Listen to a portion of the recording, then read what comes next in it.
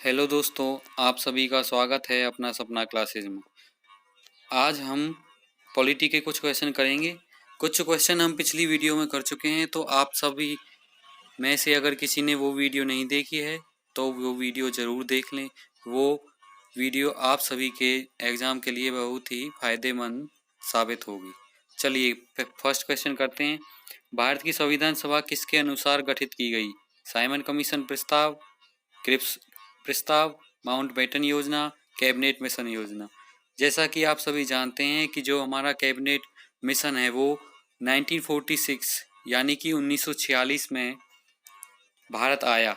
उसी के कहने पर ही संविधान सभा का निर्माण किया गया, जिसने आगे चलकर हमारे संविधान को बनाया। तो इसका सही आंसर है डी, कैबिनेट मिशन योजना।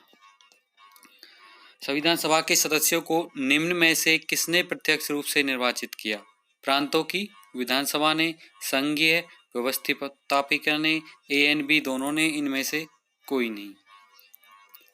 इसका सही आंसर है प्रांतों की विधानसभा ने। जैसा कि अभी आप सभी जानते हैं कि प्रांतों से ही चुनकर संविधान सभा के सदस्य आए थे, जिसमें 389 सदस्यों का चुनाव निर्धारित किया गया था, जिसमें से 296 यानी कि 296 जो सदस्य हैं ब्रिटिश प्रांतों से थे और 93 सदस्य देसी रियासतों से आएंगे।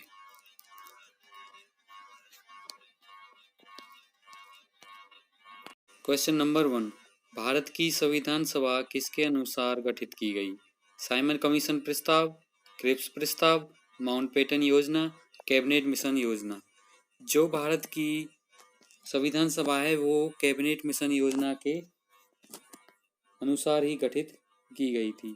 जो कैबिनेट मिशन योजना है वो 1946 में भारत आया था, जिसमें हमारे 3 सदस्य थे। उन सदस्यों के नाम हम ऐसे याद कर सकते हैं: आलू के चिप्स लारे। आलू से हमारा हो गया A.V. अलेक्जेंडर, चिप्स से हो गया हमारा सर स्टेफर्ड क्रिप्स और लारे से हो गया पैट्रिक लॉरेंस। तो इस तरह से हम तीनों सदस्यों को याद कर सकते हैं।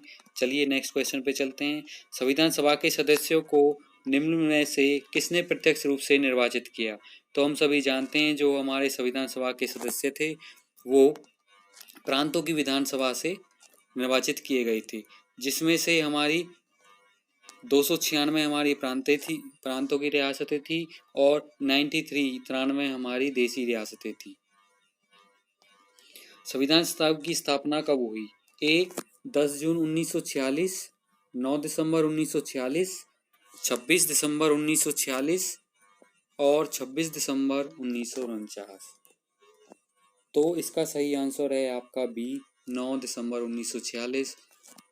जैसा मैं आपको बता देता हूं कि 9 दिसंबर 1946 को ही संविधान सभा की पहली बैठक हुई थी, जिसमें डॉक्टर सच्चिदानंद सिन्हा को अस्थायी अध्यक्ष के रूप में चुना गया था। नेक्स्ट क्वेश्चन, संविधान सभा के उद्घाटन अधिवेशन की अध्यक्षता किसने की? संविधान सभा के उद्घाटन अधिवेशन, तो जैसा मैं बता चुका हूं कि जो संविधान सभा के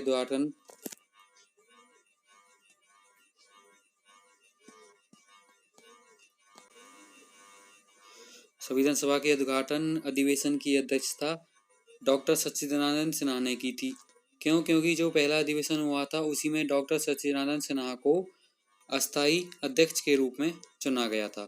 संविधान सभा के स्थायी अध्यक्ष कौन थे? संविधान सभा के स्थायी अध्यक्ष थे आपके डॉक्टर राजेंद्र प्रसाद। डॉक्टर राजेंद्र प्रसाद को 13 दिसंबर 1946 को संविधान सभा की तीसरी बैठक हुई थी, जिसमें डॉक्टर राजेंद्र प्रसाद को संविधान सभा का स्थायी अध्यक्ष घोषित कर दिया गया।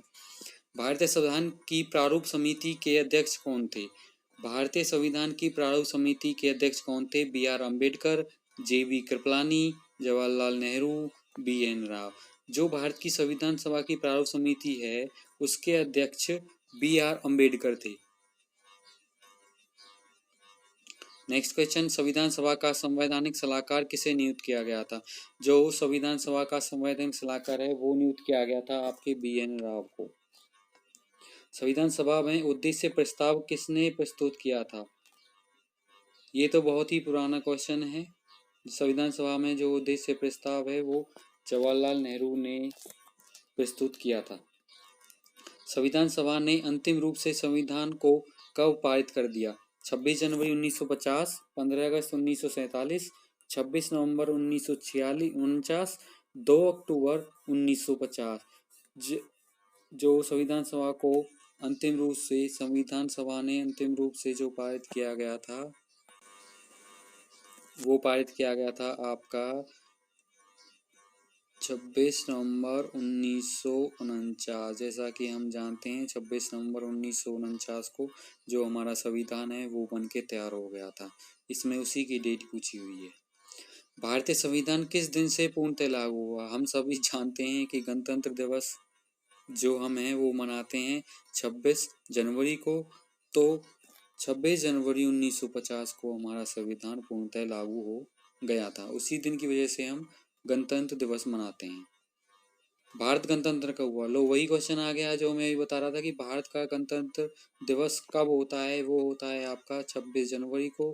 तो पहली बार जो हमारा संविधान लागू हुआ था उसी दिन भारत गणतंत्र बन गया था। तो ये 26 इसका सही आंसर है 26 जनवरी 1950।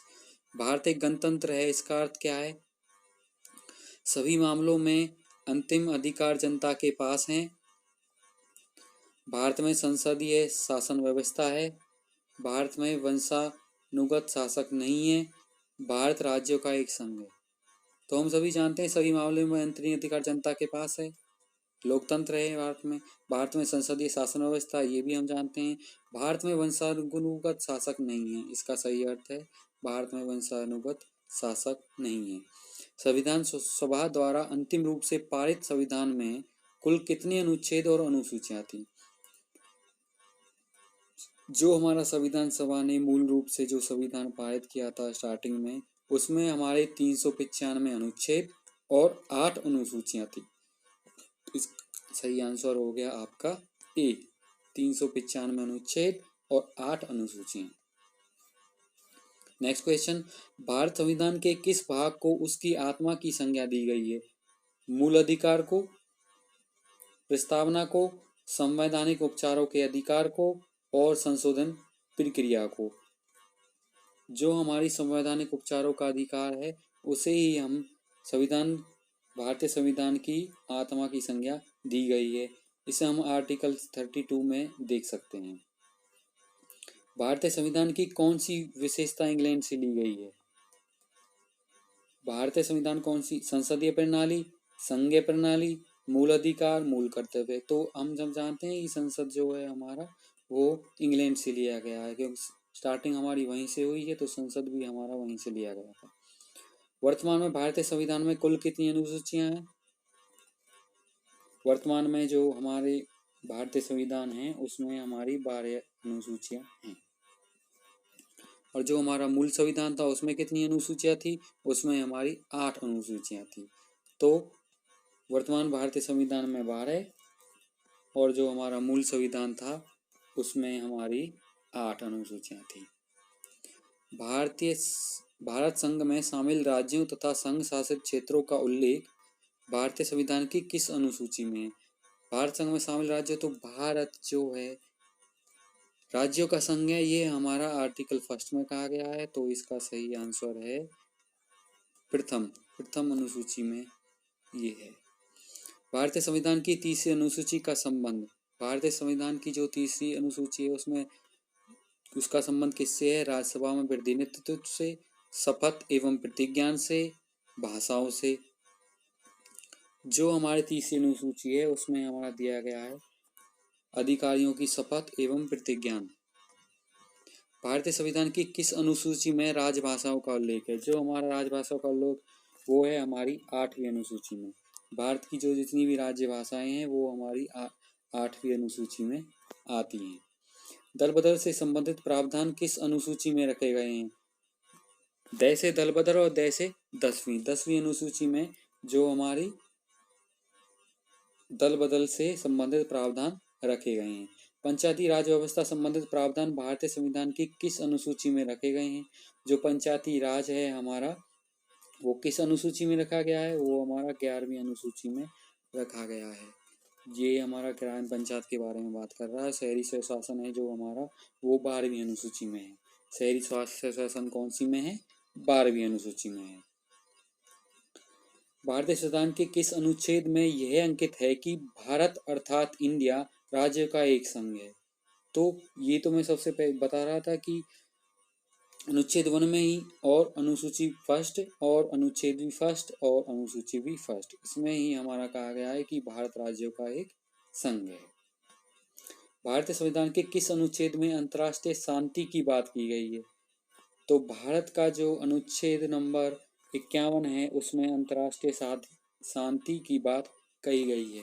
अब हमें इसे इस तरीके से याद कर सकते हैं, जो हमारे 52 है वो जो मामन है 52, 52 लोग हैं जो वो हम शांति रखने के लिए यज्ञ वगैरह करते हैं, तो उसमें से एक कम कर दो तो अंतर्राष्ट्रीय शांति हो गई। अंतर्राष्ट्रीय शांति, एक आहुति दे दी उन्होंने तो एक कम कर दो अंतर्राष्ट्रीय शांति, तो अनुच्छेद 51 में हमारी अंतर्राष्ट्रीय शांति के बारे में कहा गया है। संविधान सभा के किस अनुच्छेद के अंतर्गत राष्ट्रपति अध्यादेश जारी करता है? राष्ट्रपति जो अध्यादेश जारी करता है वो जारी करता है अनुच्छेद 1, 2, 3। किसके अकॉर्डिंग? अनुच्छेद 123 के अकॉर्डिंग। तो सबसे बड़ा राष्ट्रपति वो अध्यादेश जारी कर सकता है 1, 2, 3 आर्टिकल 1, 2, 3 के अकॉर्डिंग।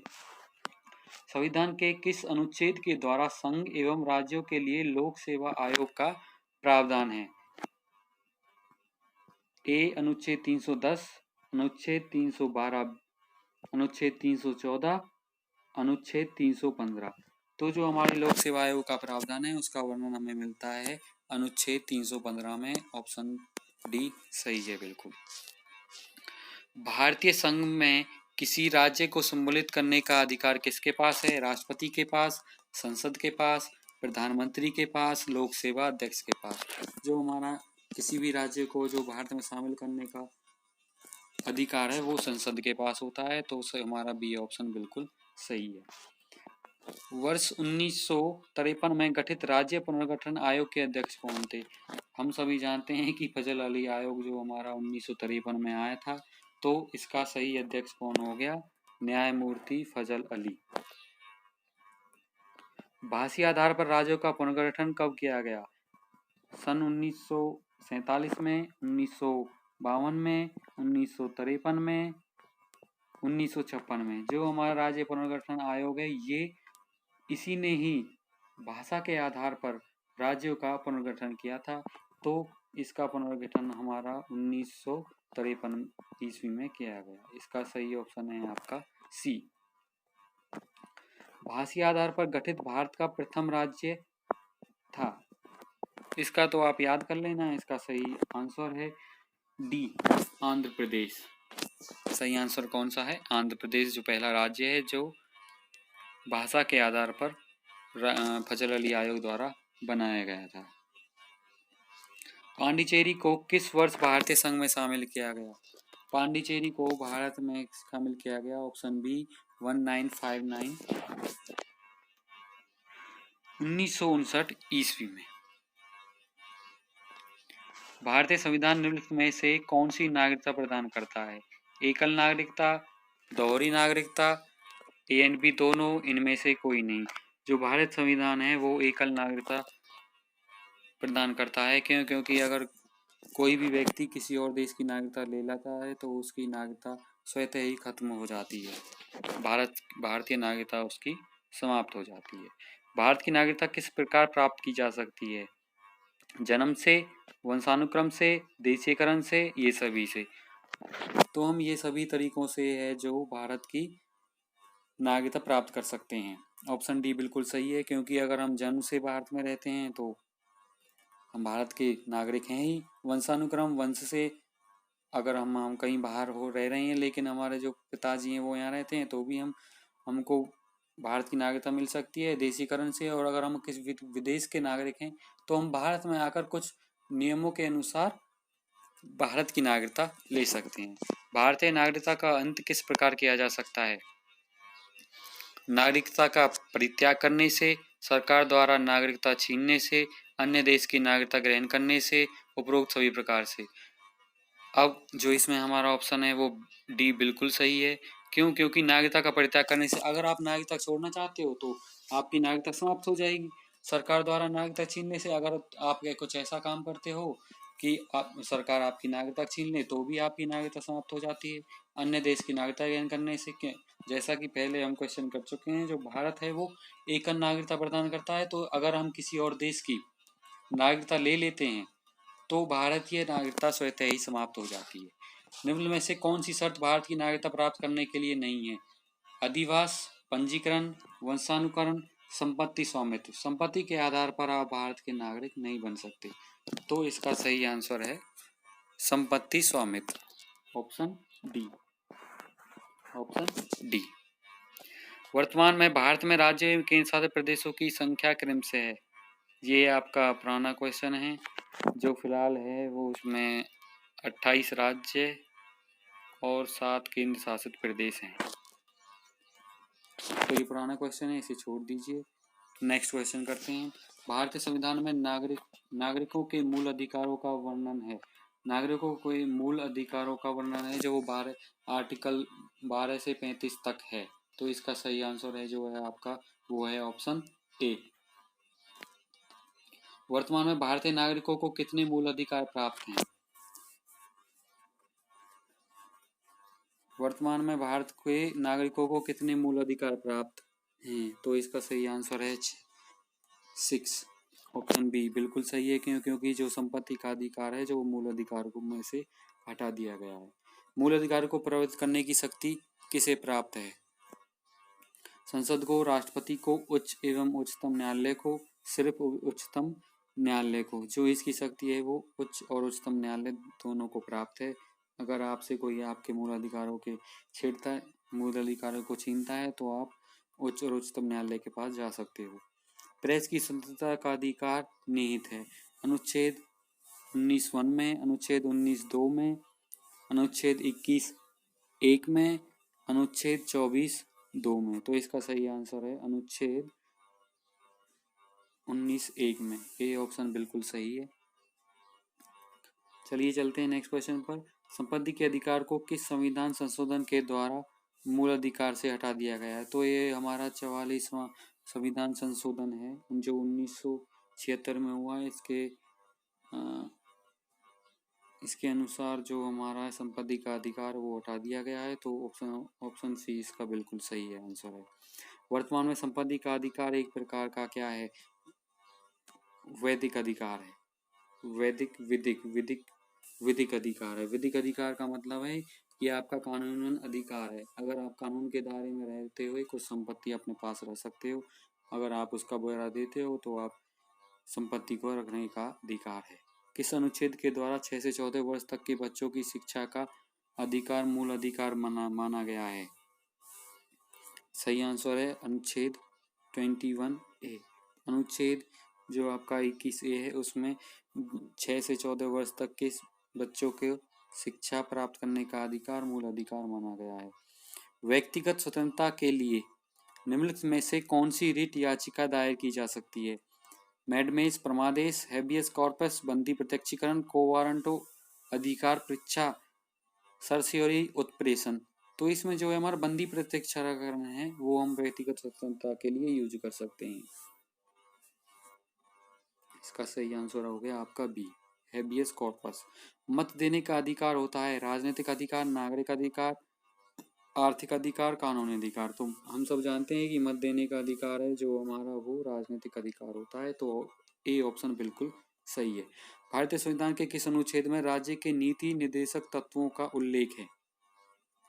जो नीति निर्देशक तत्व हैं जो 236 से 51 तक हैं, तो C45 का सी आपका बिल्कुल ही सही आंसर है।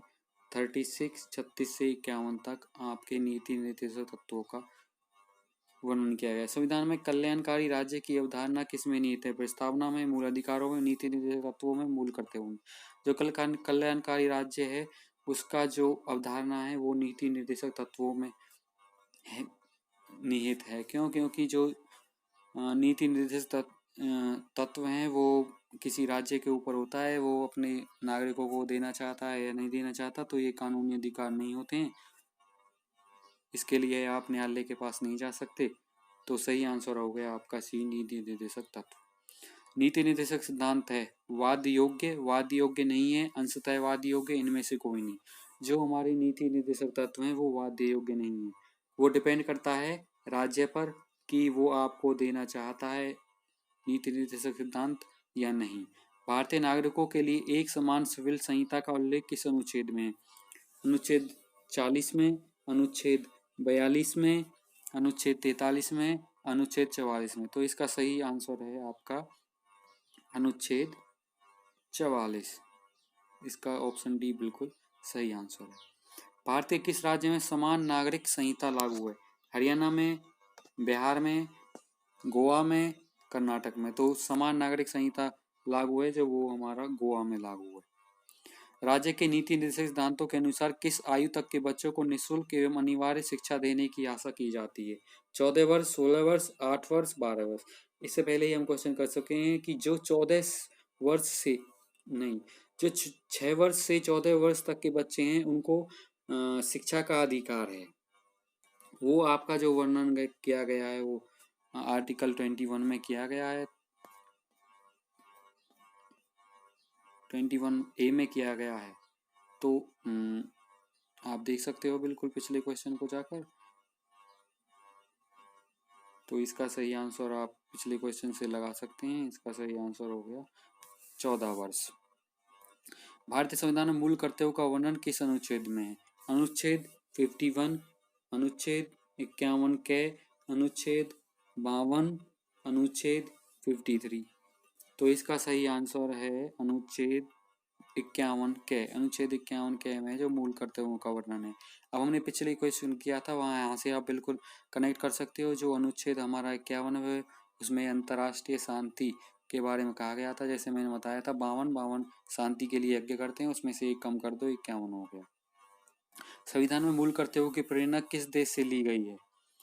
जर्मनी से। मूल कर्तव्यों की प्रेरणा जर्मनी से, आयरलैंड से, पूर्व सोवियत संघ से, दक्षिण अफ्रीका से।